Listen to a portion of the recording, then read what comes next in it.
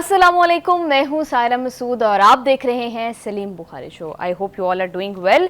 आज के प्रोग्राम के फर्स्ट सेगमेंट के अंदर हम मिडिल ईस्ट की करंट सिचुएशन पर बात करेंगे, जहां अमेरिकी सदर डोनाल्ड ट्रंप ये कह रहे हैं कि ईरान के साथ दो शराइत के ऊपर आज से मुज़ाकरात का बाकायदा तौर पर आगाज हो जाएगा और उसमें से एक शर्त यह है कि अपना हरमुज को फौरी तौर पर और मुकम्मल तौर पर खोल दिया जाए। दूसरा ये कि ईरान अपने न्यूक्लियर प्रोग्राम से मुकम्मल तौर पर दस्तबरदार हो जाए। इसके साथ साथ कीप इन माइंड कि इससे पहले डोनाल्ड ट्रंप ने जो है वो ईरान के खिलाफ वर्ल्ड वॉर 2 के बाद सबसे बड़े हमले करने की धमकी भी दी थी। अब दूसरी साइड के मौक़िफ़ का भी जरा अहाता कर लेते हैं। ईरान ये कह रहा है कि अमेरिका के साथ ना तो कोई बातचीत हो रही है, ना ही ईरान ने अमेरिका से हमले रोकने के हवाले से कोई भी दरख्वास्त किया। इनफैक्ट ईरान हर तरह की जारियत के लिए मुकम्मल तौर पर तैयार दिखाई देता है। तो ये सारी जंग, ये सिचुएशन डोनाल्ड ट्रंप के लिए कितनी हजीमत का बाइस बनती जा रही है और अब ट्रंप नेक्स्ट क्या मूव खेलेंगे, इस पर सलीम बुखारी साहब का तजिया लेंगे। प्रोग्राम के सेकंड सेगमेंट के अंदर हम आज़ाद कश्मीर के इलेक्शन पर बात करेंगे, जहां नून लीग मैदान मारती दिखाई दे रही है, मगर पीपल्स पार्टी कॉन्स्टेंटली धांधली के इल्जाम भी लगा रही है। तो क्या वाकई आज़ाद कश्मीर में अवामी मैंडेट जीत रहा है, किसका मौक़िफ़ दुरुस्त है, वो उस पर बुखारी साहब का तजिया लेंगे। और आखिरी सेगमेंट के अंदर हम बात करेंगे अफगानिस्तान, जो कि पाकिस्तान के अंदर कॉन्स्टेंट डिस्टेबलाइजेशन करने की कोशिश कर रहा है, उनके अंदरूनी तौर पर क्या हालात हैं, उसके पर बात करेंगे। बढ़ते हैं सलीम बुखारी साहब की जानिब। अस्सलाम वालेकुम। आप जी वालेकुम सलाम साहिदा, आप कैसी हो? मैं बिल्कुल ठीक ठाक हूँ सर। सर, डोनाल्ड ट्रंप एक दफ़ा फिर जैसे आप कहते हैं यू टर्न के बड़े मास्टर हैं वो, तो उन्होंने क्या कहा है, ईरान को धमकियां क्या दी हैं और फिर अभी करंट वो क्या कह रहे हैं वो देख लेते हैं। जी बुखारी साहब, जब से इस जंग का आगाज हुआ है, ये 5वीं या 6ठी दफ़ा है कि डोनाल्ड ट्रंप ने बहुत बड़े हमलों की धमकी दी और फिर उससे यू टर्न लिया। ये क्या ट्रंप की क्या स्ट्रैटेजी है, ये क्या करना चाह रहे हैं? देखिए, पहली बात तो ये है कि ट्रंप जो है वो ईगो का मारा हुआ है, अना का मारा हुआ है। उसने इतना बड़ा फैसला किया ना, उसने कांग्रेस से इजाज़त ली ना, उसने सेनेट से इसकी इजाज़त ली, एक मुल्क के ऊपर चढ़ाई कर दी, सिर्फ एक अपने चहीते जो अपनी नाजायज औलाद है उसको खुश करने के लिए ईरान से पंगा ले लिया। अब वो पंगा पड़ गया गले, अब वो गले से उतर नहीं रहा है। ये है ट्रंप का मसला नंबर 1।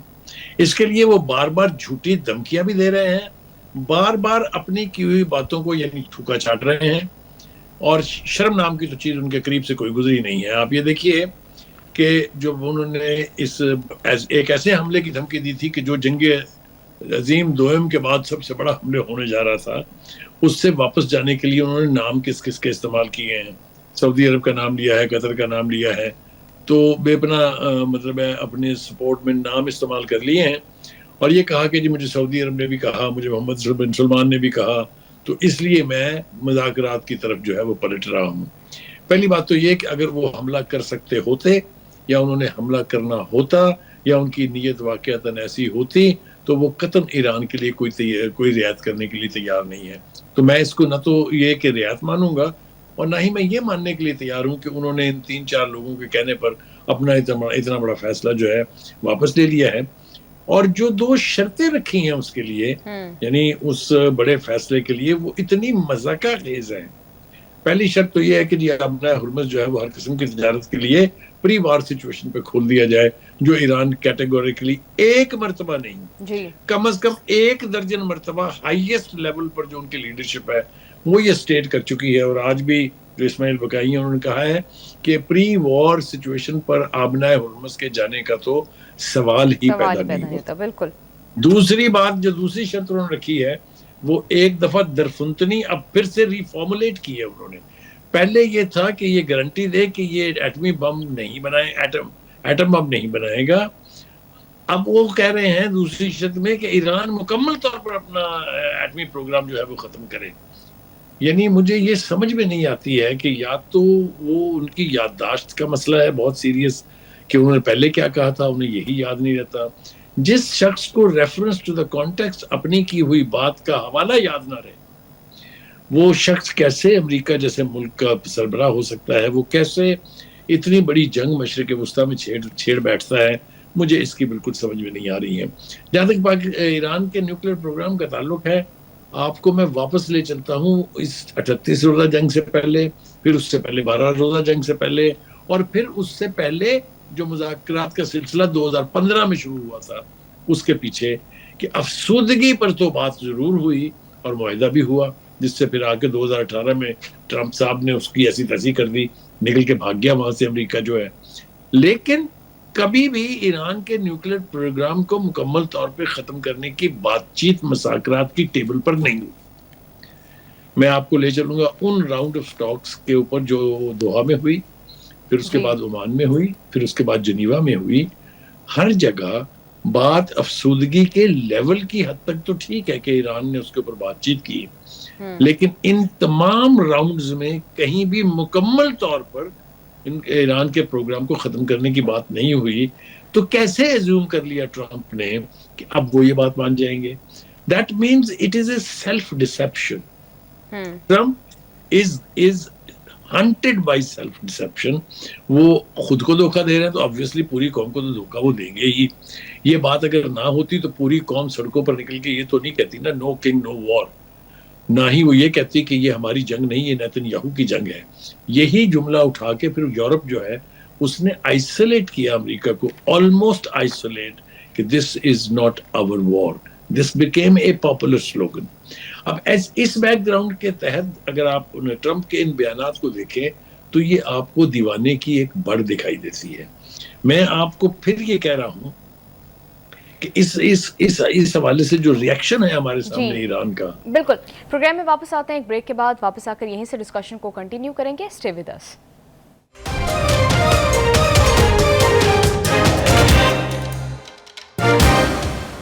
बुखारी साहब, जैसा कि आपने कहा था कि अमेरिका ये जंग हार जाएगा, और बिल्कुल अब तो पूरी दुनिया देख रही है कि डोनाल्ड ट्रंप ये जंग हार रहा है, और अब तो बात सिर्फ यहाँ पर आकर ख़त्म हो रही है कि जिस तरह से उनको कहा जा रहा है ट्रंप ऑलवेज चिकन्स आउट। तो बुखारी साहब, अब ईरान जिस तरह से एक हार्ड लाइन लिए हुए है, अब ईरान कोई बात मानने को तैयार नहीं है, तो ये कहा जा रहा है कि डोनाल्ड ट्रंप को अब सिर्फ एक फेस सेविंग चाहिए इस जंग से निकलने के लिए, वो मुकम्मल तौर पर तैयार है। तो क्या ईरान वो सेफ पैसेज, वो फेस सेविंग देगा?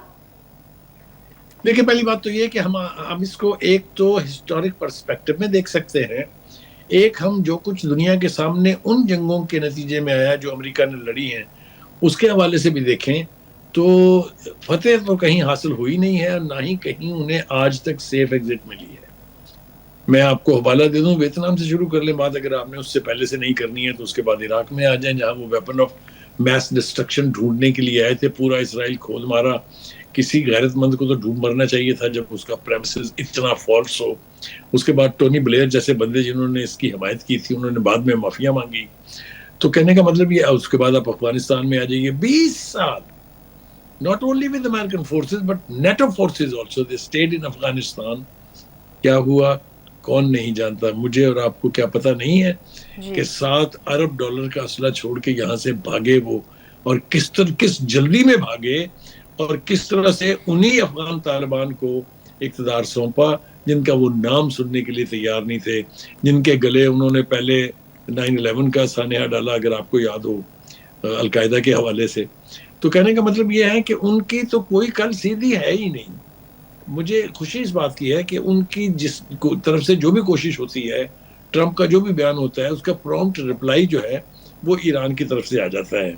ईरान के इस्माइल बकाई कहते हैं कि न सिर्फ ये कि कोई डेलीगेशन अमेरिका का हमारे पास नहीं आ रहा, न किसी और जगह जा रहा है, और न ही हमारे मुज़ाकरातकार जो है वो किसी और तरफ रवाना है, वो सब ईरान में है। लेकिन बुखारी साहब, आपको नहीं लगता कि ईरान के लिए बहुत गोल्डन अपॉर्चुनिटी है कि अभी अगर वो ट्रंप को एक सेफ पैसेज दे देते हैं, जितना प्रेशर इंटरनली डोनाल्ड ट्रंप के ऊपर इस जंग से निकलने के लिए है, तो ईरान ऑलरेडी इस पॉइंट के ऊपर फातेह है इस जंग के लिए, तो ये गोल्डन अपॉर्चुनिटी नहीं है ईरान के लिए कि खत्म कर सकता है इस जंग को अपनी टर्म्स के ऊपर? गोल्डन अपॉर्चुनिटी ट्रंप नहीं होने देगा।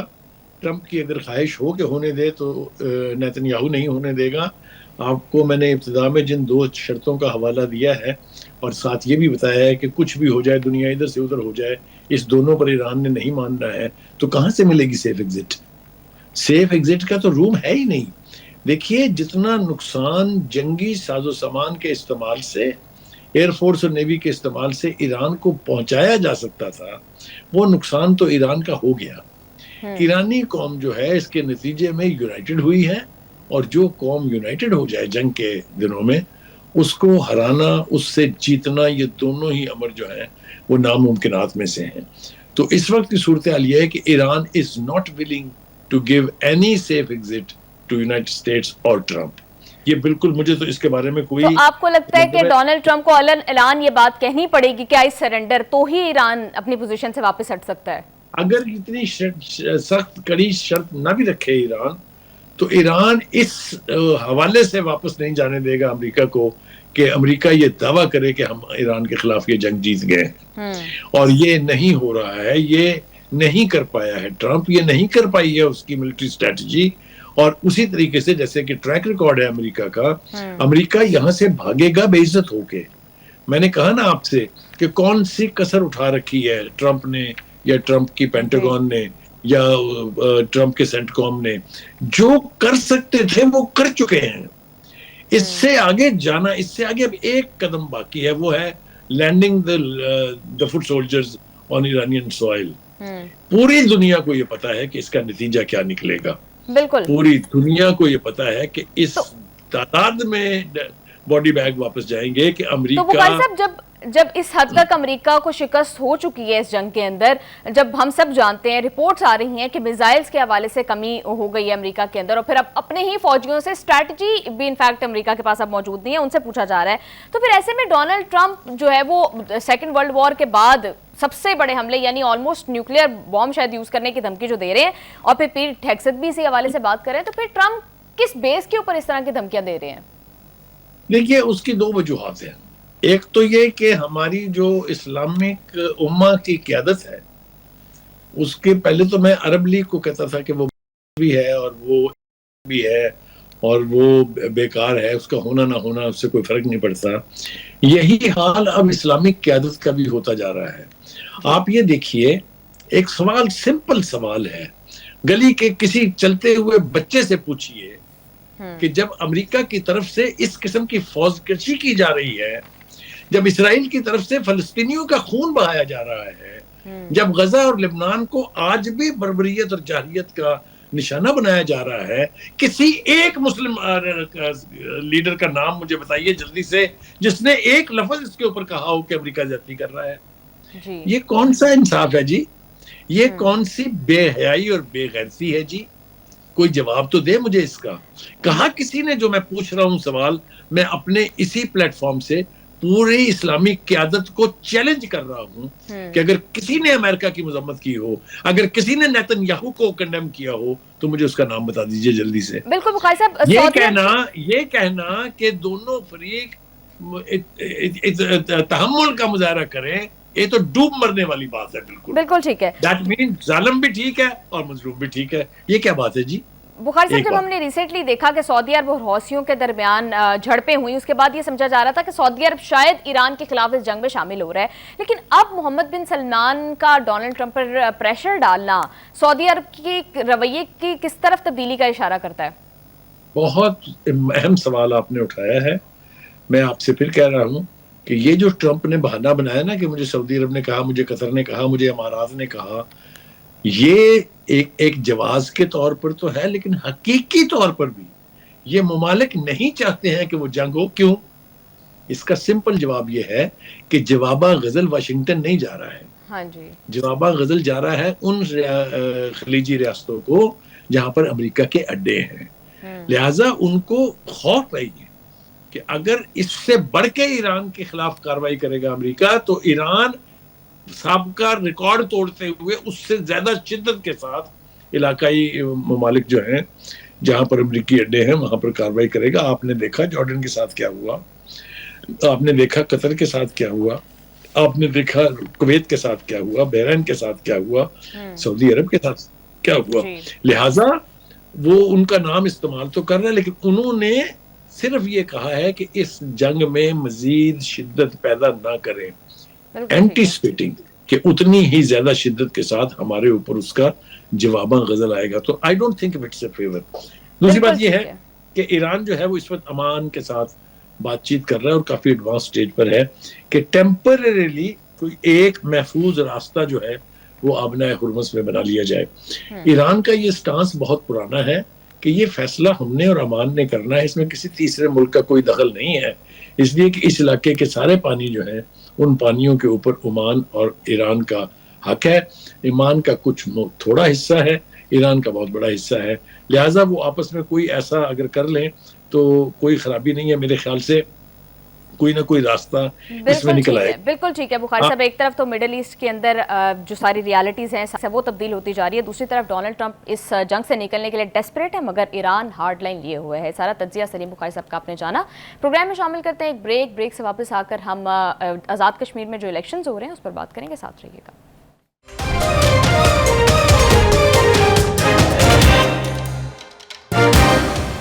बुखारी साहब, आज़ाद कश्मीर में दूसरे मरहले में भी जो है वो नून लीग मैदान मारती दिखाई दे रही है। पीपल्स पार्टी 5 हलकों पर कामयाब हुई है, जबकि मुस्लिम लीग नून जो है वो 14 नशिस्तों पर कामयाब रही है।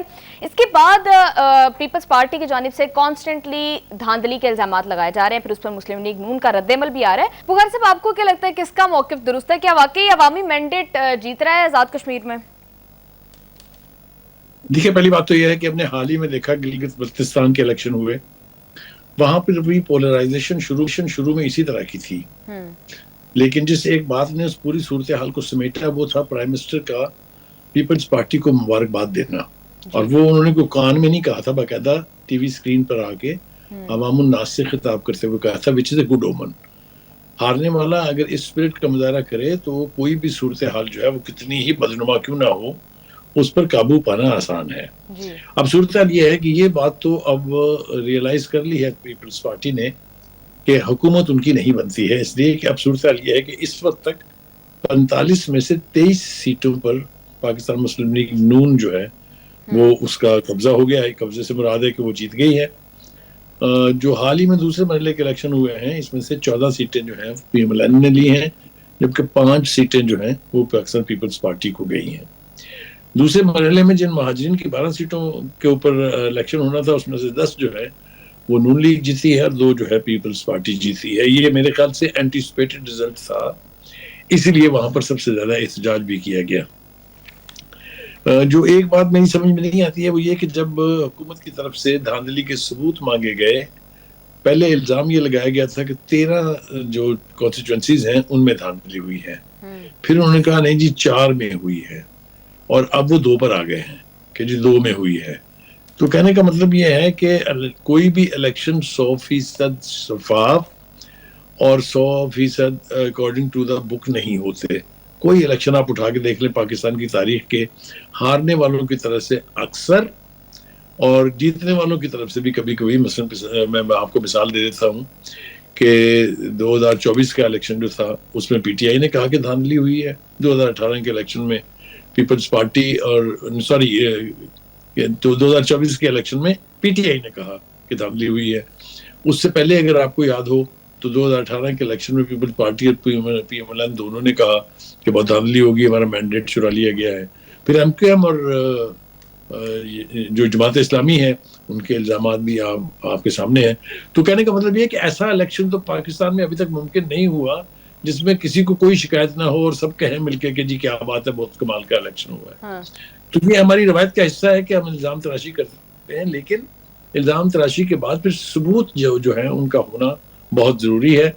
और फिर पाकिस्तान की तरह से वहां पर भी तमाम फोरम्स अवेलेबल हैं जहां आप किसी किस्म की धांधली को या किसी किस्म की जो यानी बदइंतजामी है उसको आप चैलेंज कर सकते हैं। तो कहने का मतलब ये है कि हमारे यहाँ मेरे ख्याल से अभी हमें बहुत कुछ सीखना है कि लूजर जो है वो ग्रेसफुली अपनी शिकस्त तस्लीम कर ले। मुझे एक और मजे का खेज बात मेरे इल्म में लाई गई, मैंने देखी भी, वो खुद अपनी कानों से सुना, आंखों से देखा भी, कि जी ये धांधली, सवाल ये पूछा गया कि भाई जब हुकूमत कश्मीर में पीपल्स पार्टी की है तो फिर धांधली कैसे हो गई, कौन जिम्मेदार है धांधली का? तो जवाब गजल में पेश किया गया कि जी वहां चूंकि आईजी और चीफ सेक्रेटरी मरकज ने लगाए हैं लिहाजा उन्होंने ही धांधली की है। तो यही चीफ सेक्रेटरी और आईजी गिलगित बल्तिस्तान में भी तो मरकज ने लगाए थे, सिंध में भी तो मरकज ने लगाए थे, केपीके में भी तो मरकज ने लगाए थे। ये क्या ठीक है इस तरह के जवाब पेश करके सूरत हाल जो है बुखारी साहब इस वक्त मुल्क की सियासत में एक और मामले के ऊपर बहस जो है वो जारी है। मोहसिन नकवी साहब ने कुछ देर पहले नए एडमिनिस्ट्रेटिव यूनिट्स बनाने की बात की, जो मशवरा दिया उसके ऊपर काफ़ी मुखालफत जो है वो मुस्लिम लीग नून की तरफ से और फिर बिलखसूस पाकिस्तान पीपल्स पार्टी की जानिब से आ रही है। आपको क्या लगता है कि ये सूबे बन पाएंगे? पहली बात तो यह है कि इसकी मुखालफत की लॉजिक समझने की जरूरत है। जिन जमातों ने अपने अपने सूबों में जहां उनका इख्तियार है लोकल बॉडी इलेक्शन नहीं कराए हैं, वो क्यों चाहेंगे कि उनका इख्तियार जो है वो डिवाइड होके डिस्ट्रिक्ट या रीजनल या डिवीजन लेवल पे चला जाए? आप मेरी बात को समझें।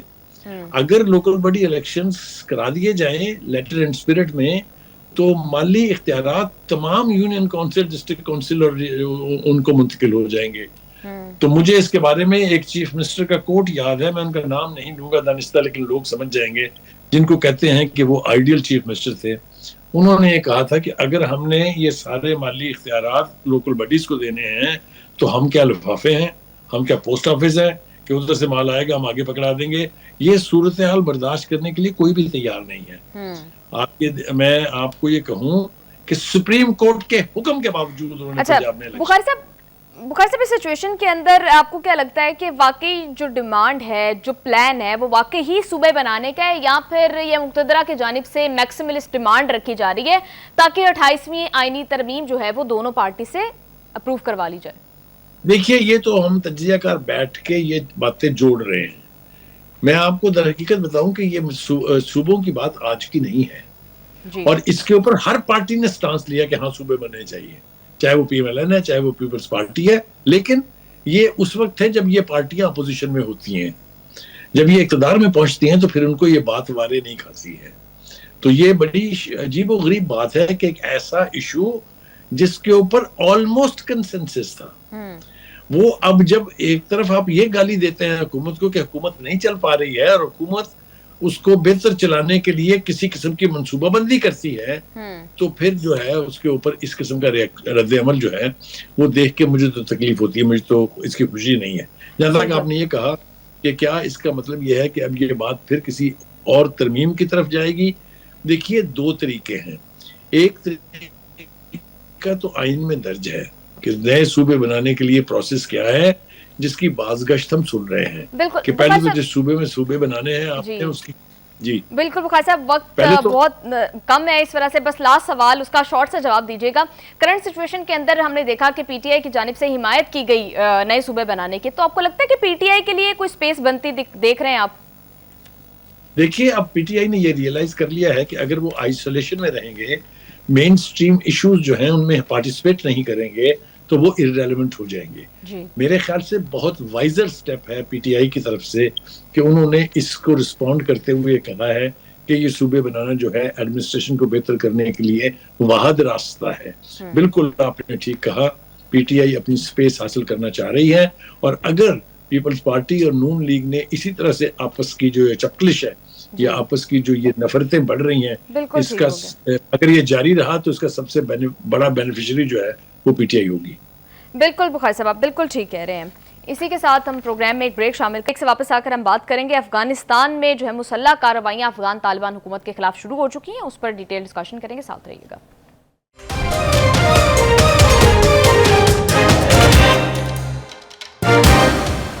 बुखारी साहब, अफगानिस्तान यूनाइटेड फ्रंट ने अफगान तालिबान के खिलाफ मुसल्लह कार्रवाइयों का आगाज़ कर दिया है और वो कह रहे हैं कि ये पहला मरहला है हुकूमत को निशाना बनाने का। तो बुखारी साहब, आपको क्या लगता है कि अफगानिस्तान के अंदर जो करंट गवर्नमेंट है उसका टाइम अब जो है वो ख़त्म होने वाला है?